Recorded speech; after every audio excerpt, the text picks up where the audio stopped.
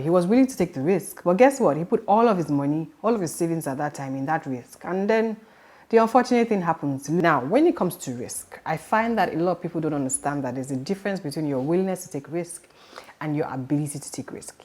Now, what is the difference?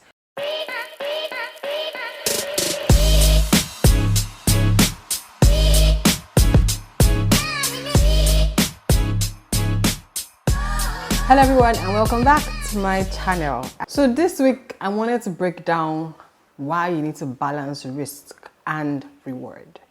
Now, because we are in an inflationary environment, most likely you're more focused on investment options that can provide you returns that, make investment worth it. You really don't want to invest your money in anything that is not providing you adequate returns. Remember that when we say adequate, quote and unquote, it's really a question of personal preference, right? It's really a question of how much risk you can take. But there is an art and a science to balancing risk and reward, right? And this is something I do in a lot of my webinars and private masterclasses, but I thought I'll just share you a tidbit here on YouTube. And let me know if you have questions and comments. And before I go ahead, don't forget to subscribe and share this video with your friends. If you are enjoying this series and learning a lot from this series, don't keep it to yourself, right? Subscribe so you don't miss out on the next videos, and do please share, or please do share. Right, let's talk about balancing risk and reward. Now, when it comes to risk, I find that a lot of people don't understand that there's a difference between your willingness to take risk and your ability to take risk. Yes, there's the willingness to take risk and there's your ability to take risk. Now, what is the difference? Your willingness to take risk basically says, oh, I love risk. I love that, rush that comes when I, put my money in something and, I'm going to get my money back, or I'm going to get double, 100%, 200%. All of you crypto investors, you know yourself. And there's this new coin, there's this new meme coin, let's put our money here. There's this new stock, let's do 1000% here. You know yourselves, you just let that adrenaline rush that comes. So you probably you're the kind of person that loves to take risks. So it probably means you're willing to take the risk. But are you able to take the risk? And that is where a lot of people make mistakes. There is a difference between your willingness and your ability to take risk. Now let's delve into ability a bit more. Ability depends on so many factors. It's one, your current financial situation, right? If you are in debt, you really have no business taking risk. Your focus should be on how do I pay off my debts, make more income, or how do I maintain stable income, or just stay low risk. Or if you have responsibility, guy, what are you looking for? I once had a client reach out to me and said, oh, he's a young father with 2 young children in school. He has responsibilities. He has black tax, he has all of that, and then an investment opportunity comes along that looks really good, interesting, and being someone that is a risk taker, he was willing to take the risk. But guess what? He put all of his money, all of his savings at that time in that risk, and then the unfortunate thing happens. He loses all the money, and then he's like, oh my God, what was I thinking? Yeah, what were you thinking? Right? You do have responsibility, so your financial situation matters. While you might be willing to take risk at that time, you are not able to. Why? Because your financial situation at that time reduces or kind of like takes away your ability to take risk. So your financial situation is so key. Also, your investment experience, right? Let's be real. If you don't have any investment experience, do you really understand how to analyze that investment opportunity? Have you done your due diligence on the company? Do you understand the industry? Do you understand the risk in that industry? Do you know the management of that company? Are they trustworthy? I think I have learned on that on the streets.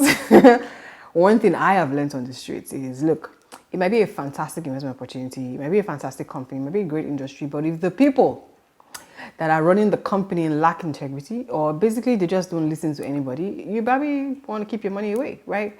Those are things that we've had to learn the hard way on the streets, but it just speaks to your investment experience. So for instance, based on my investment experience, that certain things I'll be looking out for in management of any company before I put my money in it, right? And that's because I have learned the hard way, right?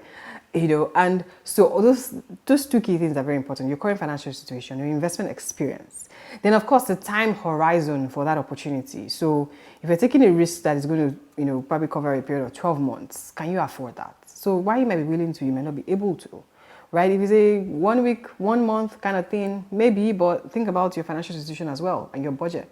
Is it all your savings, or is it 10% of your savings?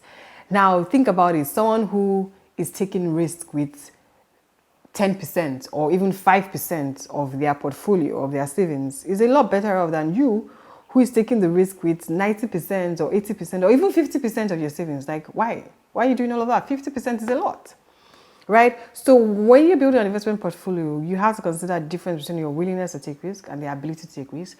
Most likely, while you're willing to take the risk, you are not able to. Now, if you're willing and you are able, fantastic. Go ahead, take the risk and be fine with whatever happens, right? It's part of your learnings. Now, one other strategy you need to consider with balancing risk and reward is how you allocate assets within your portfolio. It's called asset allocation. It's a strategy.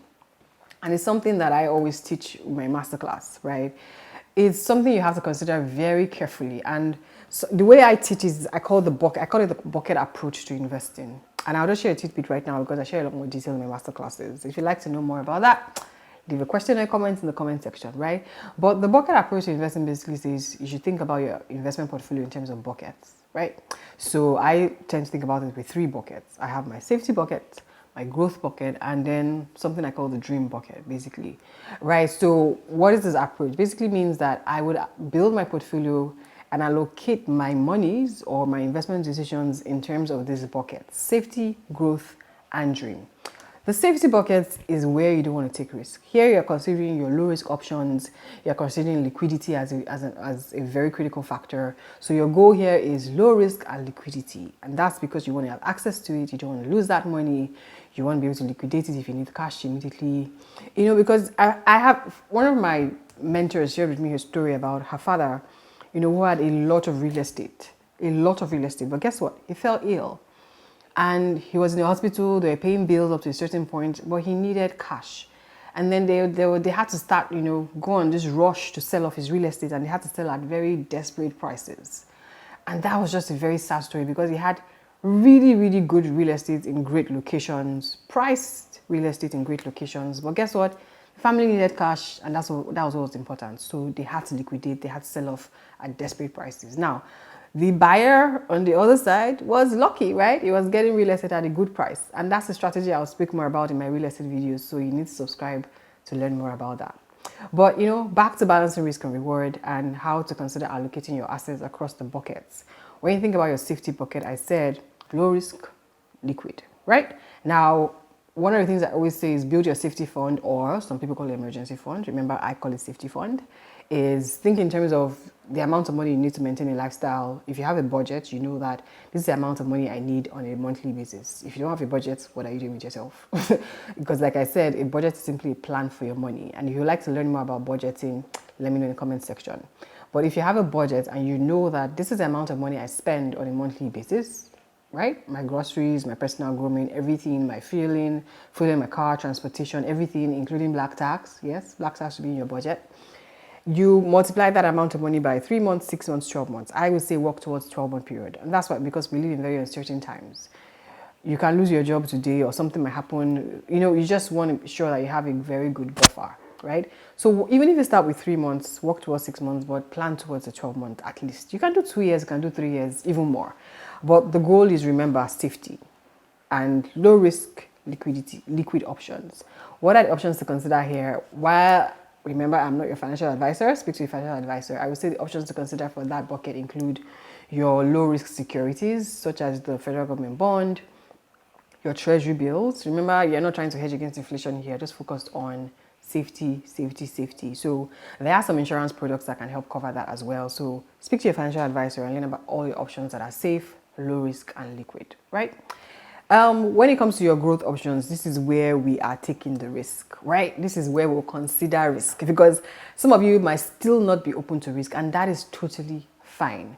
But you really want to be growing your portfolio. So I would say consider options like, or assets like real estate. Now, you might say, but real estate is pretty low risk, right? Why is real estate not in the safety bucket? That's because it's not liquid. Remember the story I shared with you, it's not liquid, right? And liquidity is a key point to consider when you're considering your safety fund, your safety bucket.